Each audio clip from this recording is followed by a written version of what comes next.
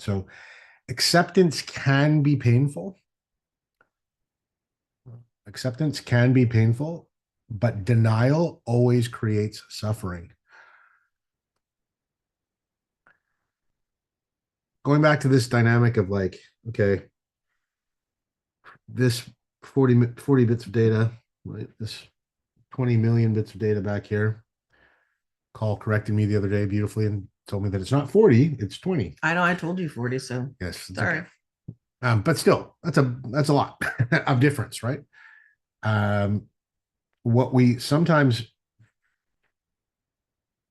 under recognize is that there's like a lot of neural real estate between here, right, and here. And part of what we do that's effective with NAP and leading and facilitating people through it is that we both make a similar commitment.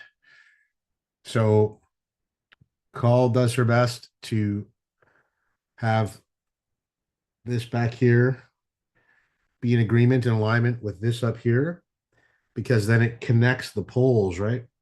And then everything that's in between here, in terms of that neural real estate, gets harnessed and activated to release as much of the power of our mental acuity as possible. So Call makes an agreement to do that. I make an agreement to do that because the only thing that severs that connection is trauma, right? And so then, just out of sheer repetition and practice, we're both pretty good for the most part at proficiently making sure that this connection of these two poles is really strong and free flowing.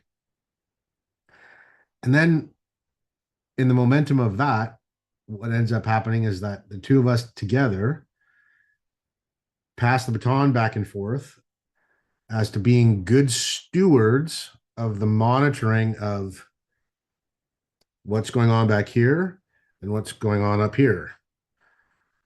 And we're kind of like representing those two polarities. And so then what keeps us connected is like the back and forth, right? The back and forth is kind of here, right? When we're checking and we're testing and we're checking in with each other and we're going, okay, well, what's the next one? No, it's you. No, yeah, no, it's me now. Because we want to, in a very extroverted way, model for everybody what you can do yourself internally by connecting these two poles. So that's where that statement of acceptance can be painful, but denial is always creates suffering.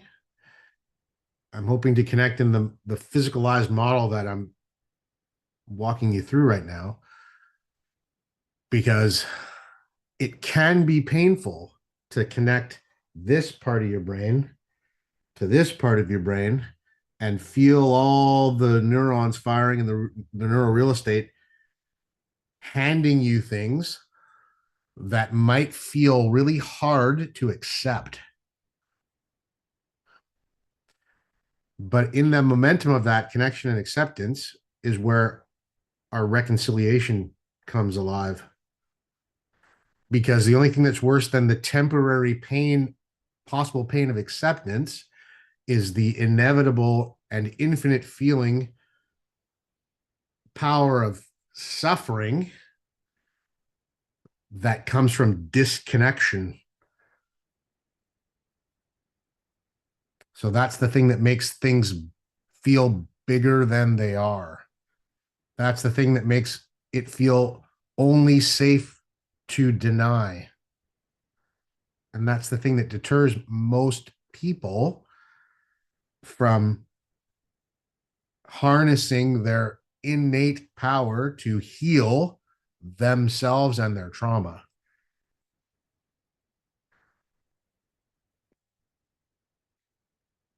I suspect that that's a lot in terms of this piece of our brains. but I also know that it's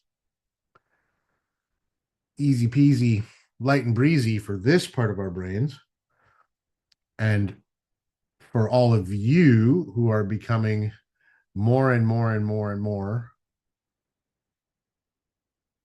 powerfully and uniquely proficient at making sure that no matter how hard the acceptance is, you're reaching for connection